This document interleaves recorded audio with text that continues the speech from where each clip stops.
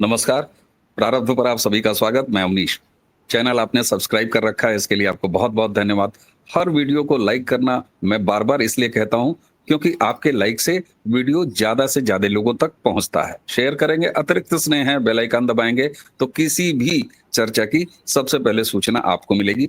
आज हमारे साथ हैं ज्योति जी। ज्योति जी, बहुत-बहुत स्वागत। नमस्कार। नमस्कार। ज्योति जी, आइए कुछ पोस्टरबाजी से आज की चर्चा शुरू करते हैं। मतदाता सूची विवाद। पश्चिम बंगाल सरकार ने चुनाव आयोग के निर्देश का पालन करते हुए 4 अधिकारियों को निलंबित किया। हालांकि राज्य सरकार ने चुनाव आयोग के निर्देशानुसार अधिकारियों के खिलाफ एफआईआर दर्ज करने से इनकार कर दिया। ज्योति जी, कुछ याद आ रहा है आपको? ये वही ममता बनर्जी हैं जो कभी अपने चीफ सेक्रेटरी के लिए, कभी अपनी किसी आईएएस अधिकारी के लिए धरने पर बैठ जाती हैं मुख्यमंत्री रहते हुए। यानी खुला खुला अगर इनकी ब्यूरोक्रेसी, अगर इनकी जो पुलिसिंग है वो कुछ गलत करते हुए बरामद होती है और अगर कोई कार्रवाई कहीं से इनिशिएट होती है तो ये वही ममता बनर्जी हैं। और यहां पर घटना मैं बता दूं क्या हुआ।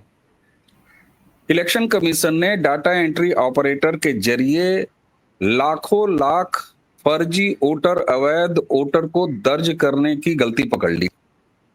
बाद में पता चला कि ये मामला सिर्फ एक डेटा एंट्री ऑपरेटर का नहीं है, बल्कि इसमें एक से ज्यादा इन्वॉल्वमेंट है। और डेटा एंट्री ऑपरेटर्स को सुपरवाइज करने वाले ऐसे 4 अधिकारी। अब आप सोचिए कि एक अधिकारी के नीचे कितने डेटा ऑपरेटर्स होते होंगे। इसका मतलब है कि कितने बड़े इलाके में ये घपला किया जा रहा था और कितने लाखों लाख अवैध मतदाता दर्ज किए जा रहे। हालांकि करना पड़ा उनको। इसका मतलब क्या है? सस्पेंड तो करना पड़ा। इलेक्शन कमीशन ने पकड़ लिया, लेकिन इलेक्शन कमीशन का सीधे सीधे ये निर्देश था कि आप एफआईआर दर्ज कीजिए। ममता बनर्जी ने अभी तक एफआईआर नहीं दर्ज की है। लेकिन ममता बनर्जी की एक दूसरी हरकत आपको दिखाता हूं कि कैसे अवैध लोगों को ममता बनर्जी न्योता देती हैं। यहीं रहिए और वोटर लिस्ट में अपना नाम दर्ज कराइए। ममता बनर्जी की अल्पसंख्यक प्रवासी मतदाताओं से अपील।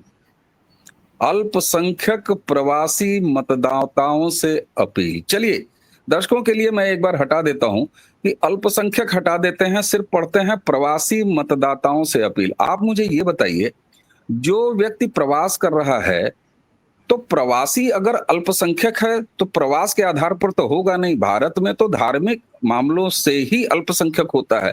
तो बंगाल में अगर बंगाल से बाहर का कोई व्यक्ति आएगा, हिंदू अगर होगा तो वो अल्पसंख्यक तो हो नहीं सकता। फिर साहब अल्पसंख्यक कौन होगा? और नीचे मजेदार चीज देखिए, ममता बनर्जी ने मंगलवार को एक जनसभा में अल्पसंख्यक समुदाय, विशेष रूप से मटुआ, राजवंशी और शील, अब इन 3 नामों को पढ़ने के बाद हमारे कुछ मासूम जो सनातनी हैं, जो हिंदू, उनको लगेगा कि अरे ये तो मटुआ, राजवंशी, शील, ये तो सब हिंदू नाम प्रतीत होते हैं। नहीं साहब, शादाब चौहान भी होते हैं, अब्दुल त्यागी भी होते हैं, और तो और गुड्डू लाल, अमीन शाही भी होते हैं। विधायकी का चुनाव लड़ चुके हैं सपा से। गोरखपुर की एक ग्रामीण विधानसभा सीट है।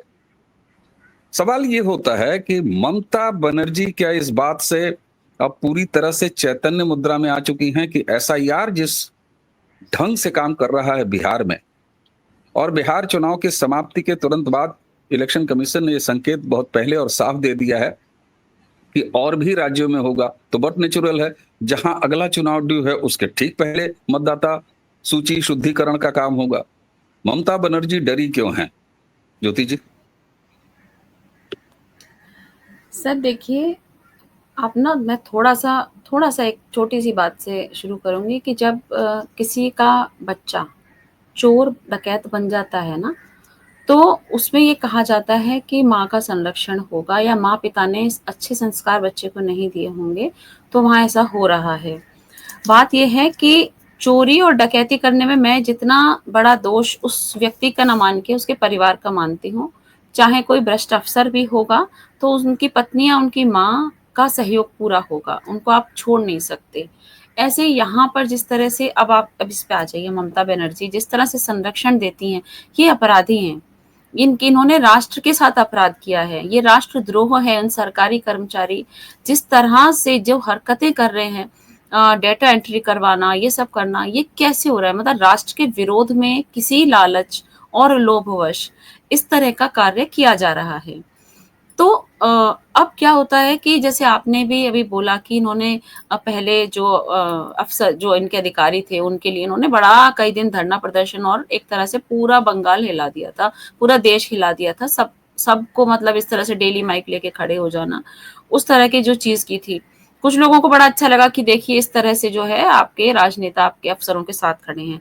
लेकिन कोई राजनेता अफ़सरों के साथ ऐसे ही नहीं खड़ा होता, या तो उसके अंदर बहुत ही ज़्यादा राष्ट्र प्रेम है और वो देश के लिए लड़ रहे हैं। एक बात, वो भी एक्सट्रीम है। और अगर कहीं बहुत ज़्यादा लालच है किसी चीज़ का, वहाँ पर भी इस तरह से किया जाएगा। तो राष्ट्र प्रेम तो हम लोग इतने साल से दीदी का राज देख रहे हैं, हमें राष्ट्र प्रेम कहीं नज़र नहीं आता। वहाँ की जो लोकल जनता, जिनका बंगाल था, जो असली बंगाली है, वो आज हमें और शहरों में नज़र आता है और उनकी बुराइयाँ करता ही नज़र आता है। हमारे भी बंगाली मित्र हैं और उनकी बुराई करते हैं, वहाँ की सरकार की बुराई करते हैं। उन्होंने अपने सामने लुटते हुए देखा है। आज मेरे साथ मतलब जीवित ही नहीं है वो, एक बहुत ही मतलब बड़ी डायरेक्टर थी दूरदर्शन की। वो कहती थी कि वो बंगाली, प्योर बंगाली, बहुत गर्व था उनको बंगाली होने पे।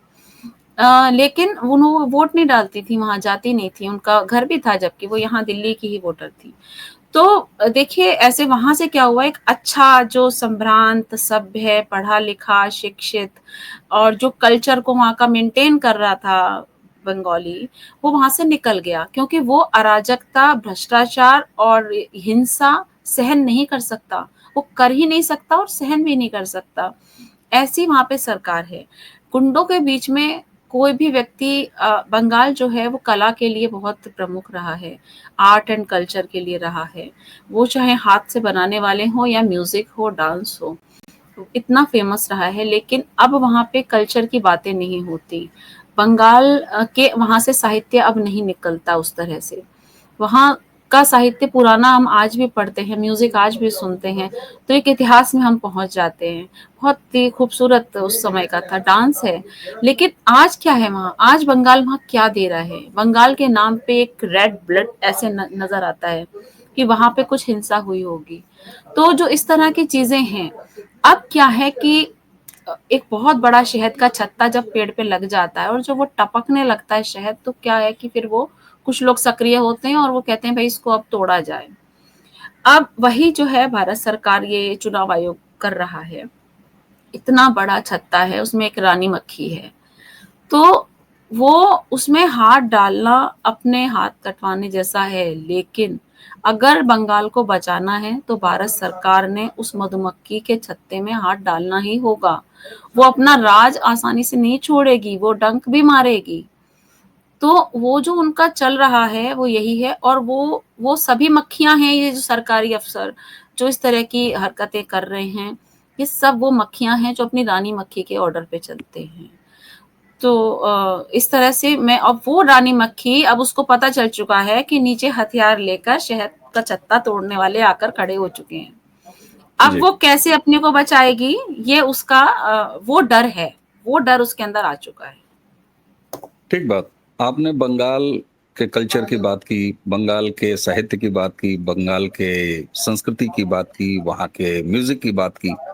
वहाँ से एक बात निकल के आती है, ये वही बंगाल है जिसने 3 से ज़्यादा दशकों तक अपनी सत्ता लेफ्ट को सौंपी। और लेफ्ट के समय में जिस तरीके से डेमोग्राफी, जिसको प्रधानमंत्री आज एड्रेस कर रहे हैं, और उसको सिर्फ एड्रेस नहीं कर रहे हैं, उस पर काम भी कर रहे हैं। लगभग 32 साल के शासन में वामपंथियों ने वहां की इंडस्ट्री को तबाह कर दिया, खत्म कर दिया। किसी जमाने में लोग बंगाल, कलकत्ता कमाने जाते थे, पूरा उत्तर प्रदेश, पूरा बिहार, पूरा उड़ीसा, तमाम एरिया खत्म हो गई सब इंडस्ट्रीज। उसके बाद जब उनकी विरासत हटाया उनको सत्ता से, तो फिर किसको दिया? ठीक उन्हीं के मॉडल को अपने यहाँ आयात करने वाली ममता बनर्जी को उठा के दे दिया।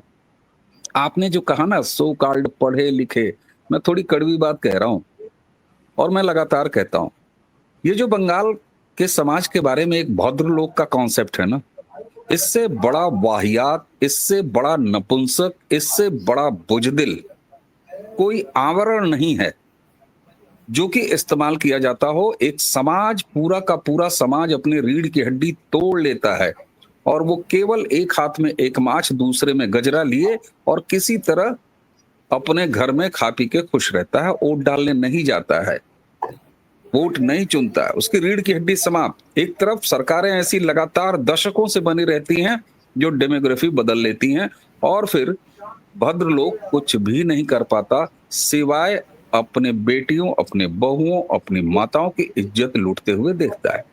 ये एक ऐसा संक्रमण है जो समय काल के साथ आता है दर्शकों। बंगाल उसका सबसे बड़ा जीता जागता उदाहरण है, बंगाल का समाज। ये वही बंगाल है जिसने विभाजन की विभीषिका को सबसे ज्यादा फ्रंट लाइन पे झेला है, लेकिन उसके बाद भी एक जो वो फ्रॉड प्राउड, एक बिला मतलब की बुद्धिजीविता, एक नकली आवरण, बाबू मोशाय वाला एक कल्चर, भद्रलोक वाला एक कल्चर। सवाल ये है कि अगर बंगाल का समाज सड़ रहा है तो उसको क्या शेष भारत की जिम्मेदारी है बंगाल को बचाना? आपके मतदाता चरित्र यह है कि आपने 3 से ज्यादा दशक तक उन पार्टियों को सत्ता दी जो दुनिया भर में तानाशाह पैदा करने के लिए जाने जाते हैं। उसके बाद वही लेफ्ट पूरा इकोसिस्टम उठा के ममता बनर्जी आती है और आपके छाती पे चढ़ के आपको वोट नहीं देने देती, आपको पटक पटक के थूरती है। उसके बाद भी आप कहते हैं आमार बांग्ला, हम तो भद्र लोग है। ये कैसे चलेगा ज्योति जी? सर आपने अभी पिछले साल देखा पिछले वर्ष में कि आरजीकर कॉलेज में क्या हुआ, और वो इतनी घिनौनी और विभत्स घटना थी।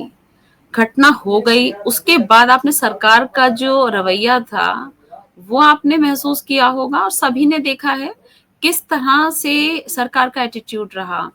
उसके बाद कैसे अराजक लोग भीड़ आती है, टीएमसी के गुंडे कहा गया था न्यूज में, समाचारों में हम सब ने सुना कि वो आए और उन्होंने जो बच्चे मेडिकल कर रहे हैं या जो डॉक्टर्स वहां बैठे हैं उनके ऊपर किस तरह से अटैक किया, रात को पूरा हॉस्पिटल तहस नहस कर दिया। उसमें संरक्षण किसका था? इस तरह की घटनाएं भद्रलोक ने भी देखी थी। उस टाइम पे थोड़ी सुगबुगाहट ये हुई थी कि भाई भद्रलोक शायद अब जाग रहा है और उनमें थोड़ी बहुत एक दो बाइट्स ऐसी आ रही हैं कि हाँ भाई उन्हें बुरा लग रहा है, डर लग रहा है।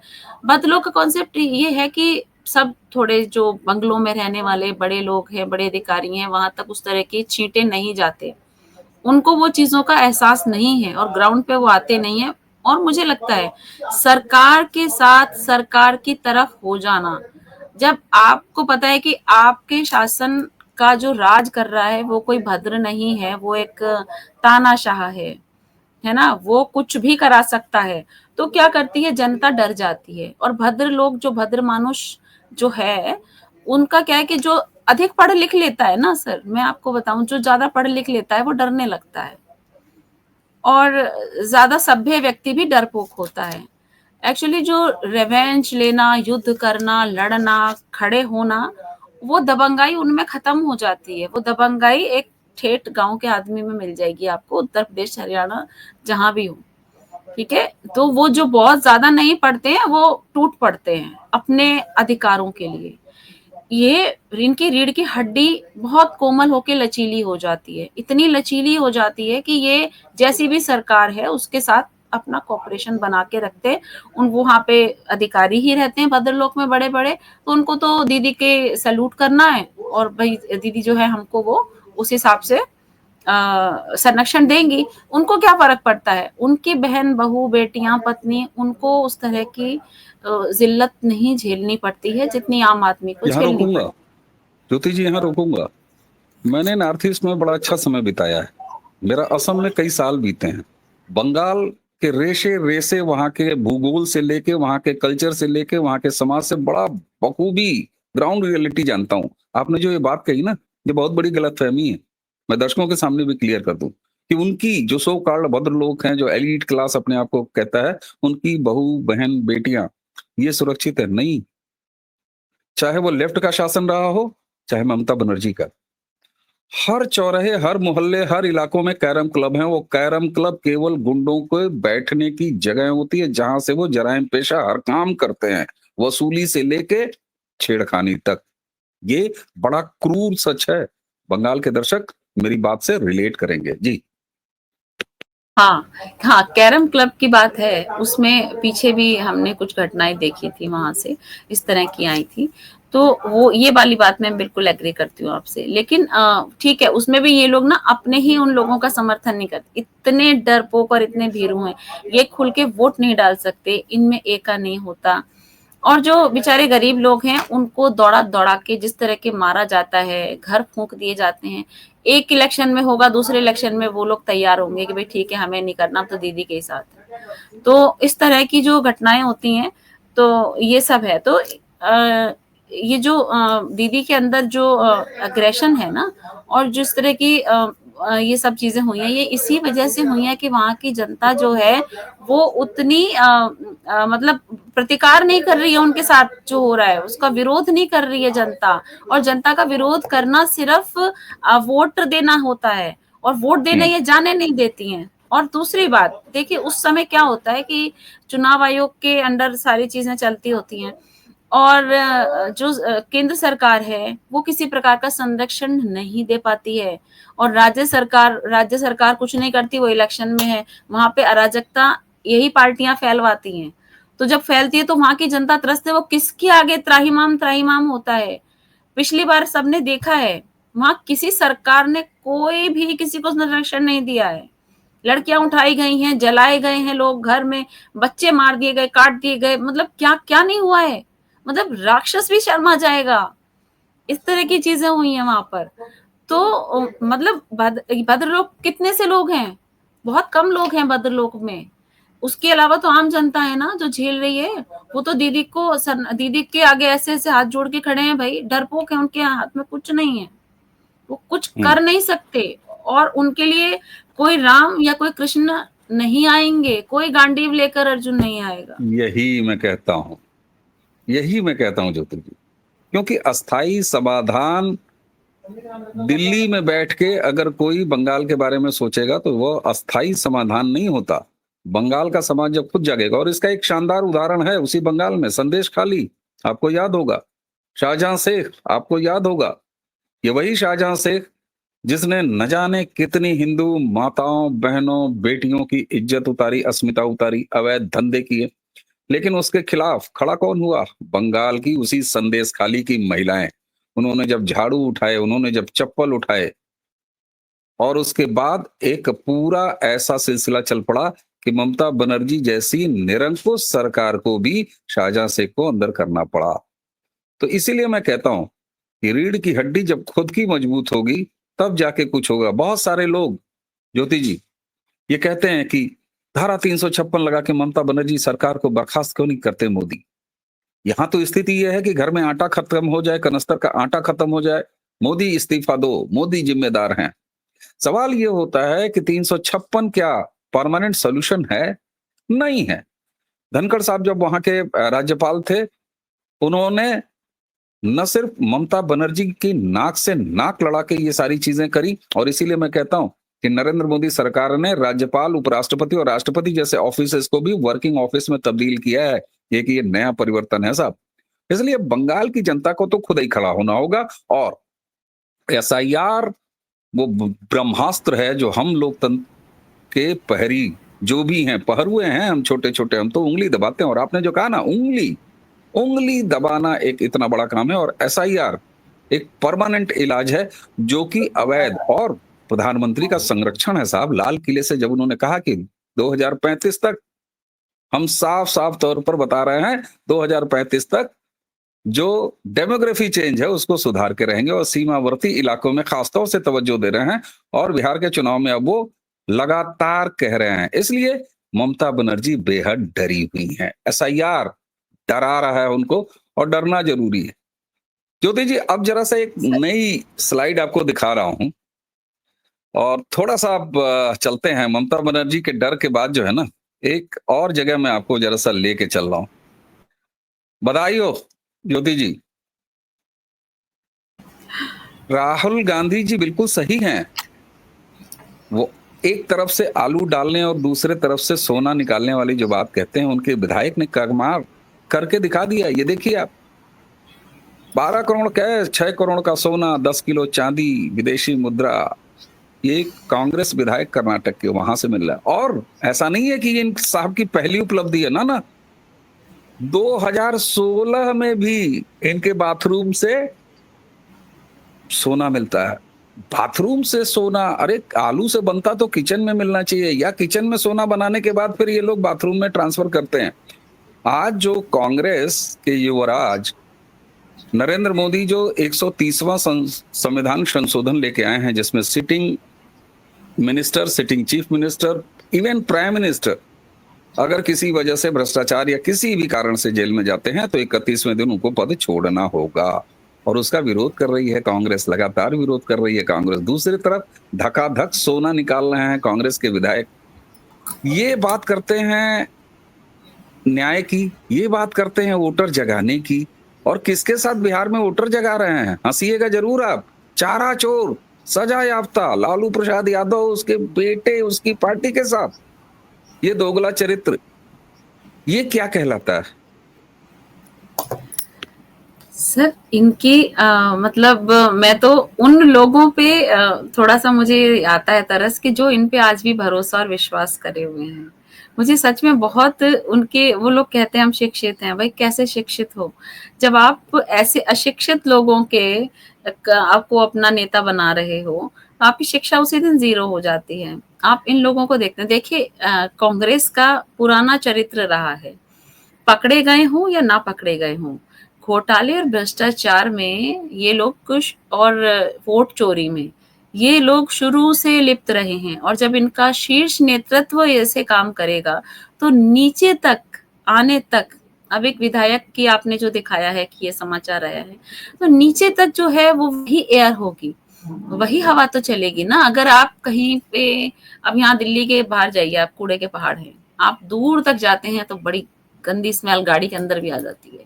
वही स्मेल, वही एयर इनके पूरे तंत्र में है, पूरा तंत्र ऐसा ही है। आप एक एक विधायक को क्या पकड़ रहे हैं? आप जब इन लोगों के पूरे इतिहास देखेंगे तो लाखों करोड़ों का सोना महारानी गायत्री देवी का कहाँ डकार लिया गया उसके आपको पता भी नहीं होगा। और इस तरह से बहुत सारे व्यापारों में इनकी जो मतलब बहुत डिटेल है, बहुत सारे व्यापार ऐसे रहे जो कश्मीर के से रिलेटेड रहे, जिसमें आर्टिफैक्ट से लेकर वहाँ का पश्मीना से लेकर वहाँ की बहुत सारी ऐसी चीजें रही जो इन्होंने व्यापार इस तरह का करा कि वहां पे चीजें हाई रेट में गई, वो दिल हिंदुस्तान की चीजें और हिंदुस्तान के ही लोगों के लिए वो हमारे पकड़ से दूर हो गई। अगर किसी के पास एक पश्मीना साड़ी या शॉल होता है तो वो उसको बड़ा सहेज के रखता है क्योंकि है हमारे ही देश की। ये कैसे हुई है, इनमें कौन महिला इन्वॉल्व थी, तो किस तरह से ये सब चीजें, ये भ्रष्टाचार तो तब से चल रहा है, तब से भ्रष्टाचारी हैं ये, ज्योति तब जी, भी मैं सोना दर्शकों के बनाया लिए, जा रहा था। हाँ, मैं दर्शकों के लिए बिल्कुल क्लियर कर दूं, और प्रारब्ध के जो भी पुराने दर्शक हैं जिन्होंने 6 महीने पहले भी से भी जो लगातार देखते हैं, मेरे एक मित्र हैं Shoaib Chowdhury, weekly blitz weekly Bangladesh के एडिटर हैं, चीफ एडिटर हैं।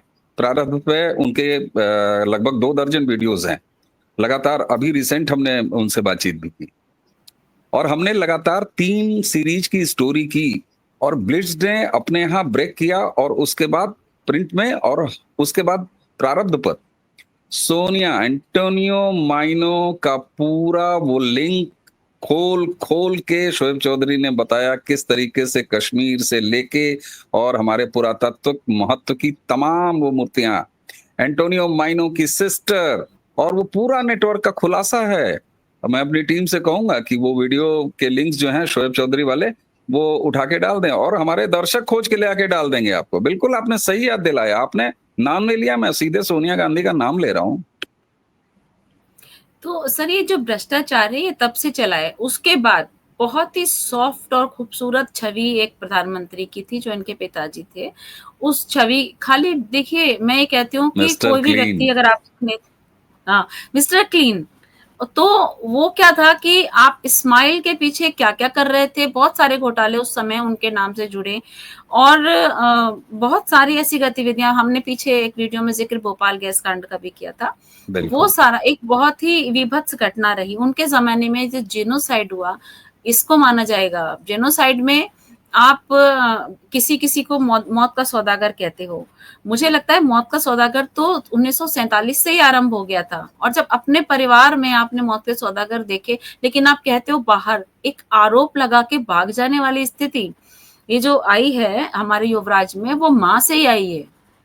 आरोप लगाओ और भाग जाओ। अपने घर में नहीं दिखा था कि 47 में बँटवारा करा तो लाखों लोग मरे।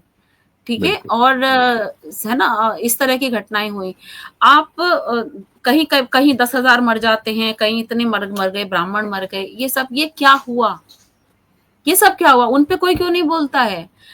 इनके होते हुए सिखों पे हमला हुआ, सिखों में इतने हज़ारों सिख दिल्ली में मरे, क्यों मरे? उसके बाद राजीव गांधी कहते हैं जी धरती हिलती है तो बड़ा पेड़ गिरता है तो धरती हिलती है। इतना कैज़ुअल स्टेटमेंट अगर किसी प्रधानमंत्री का होता है, तो आप उसे क्या सोचेंगे? एक बिल्कुल। सिर्फ ब्यूटी के ऊपर हम किसी को प्रधानमंत्री बना देंगे? उनके कार्य कैसे रहे हैं, ये भी तो देखना है। अपने घर में पीछे मुड़ के नहीं देखते और अगर संसद में या कहीं बात होती है, तो इनके नेता कहते हैं, "जी, इतिहास की बातें क्यों करते हो?" प्रियंका चतुर्वेदी ने हुँ। किसने बोला? "इतिहास पे क्यों जाते हो?" प्रियंका गांधी ने भी बोला, "इतिहास पे न मत जाइए, हमने देखा है खून के आंसू रोए हैं।" क्या आपको तब उनके खून के आंसू नहीं दिखे जब गले में टार डाल-डाल के आग लगाई गई थी? बिल्कुल, और तब आप बिल्कुल। इस तरह की घटनाएँ कर रहे थे, कांग्रेस के नेता लोग शामिल थे और उनको इतने साल बचा के उच्च पदों पे रखा गया। वो क्या था? ठीक बात। तो ये सब चीज़ें ये तब से चली आ रही हैं। आज बिल्कुल, इस तरह बिल्कुल। की चीज़ें हैं और वो पूरा जो डीएनए देखिए डीएनए भी कोई एक ब्रीड नहीं है। वहाँ पता नहीं कहाँ-कहाँ से कौन-सी कास्ट, कौन-सा क्या सब मिक्स हो रहा है। लेकिन अब जो यहाँ तक आए हैं, यहाँ तक जो आए हैं उसमें आकर आज सारा कुछ मिक्स हो गया है। जब सत्ता की लोलुपता इस कदर इस व्यक्ति में बढ़ गई है कि अब वो खुल के आ गया है भारत के विरोध में। वो खुल के कह रहा है कि घुसपैठिए ही हमारे वोटर हैं। जो यहाँ का ओरिजिनल वोटर है वो हमारा वोटर नहीं है। मतलब वो खुल के कह रहा बिल्कुल। है कि उसने हिंदू हिंसक है और हिंदू ऐसा है। ये सब मोदी ने डिफेंड किया ना कि आप हिंदुओं के लिए ऐसे कैसे बोल सकते हैं? बहुसंख्यक हैं हम, हमारा देश है भाई। नहीं, आप कौन आप हो? ज्योति जी, आप कांग्रेस को अभी भी कांग्रेस एक पॉलिटिकल पार्टी मानती हैं क्या? मैंने इनको नाम दिया है नहीं, लश्कर-ए कांग्रेस। ये मुस्लिम लीग से भी बिल्कुल आगे सही बढ़ चुके हैं। राहुल और सच में। सोनिया की कांग्रेस अब मुस्लिम लीग भी नहीं रही दर्शकों। हमारे दर्शक हमको जानते हैं। मैंने इन्हें सीधे-सीधे लश्कर-ए कांग्रेस कहना शुरू किया है और ये लश्कर-ए कांग्रेस ही हैं। इनके रग-रग में भ्रष्टाचार, इनके रोम-रोम में भारत का द्रोह, ये जो सोनिया कांग्रेस। और इसीलिए जो लोग भी अगर ज्ञान दें आपको दर्शकों कहीं भी कि नहीं, नहीं आजादी के समय, हाँ, इसीलिए मैं कहता हूँ 3 कांग्रेस, कांग्रेस के 3 स्टॉप, एक नेहरू और गांधी की कांग्रेस जो खत्म हो गई, उसके बाद आई इंदिरा की कांग्रेस, इंदिरा की कांग्रेस भी खत्म हो गई। आज जिस कांग्रेस को आप देख रहे हैं, एओ ह्यूम से चली हुई नेहरू तक पहुंची, नेहरू से इंदिरा तक, और इंदिरा के बाद इस समय सोनिया कांग्रेस चल रही है जो वेटिकन के इशारे पे चलती है। उसके चश्मो चिराग राहुल के पास जो कांग्रेस है वो लश्कर ए कांग्रेस है। इसलिए सावधान रहिए इससे।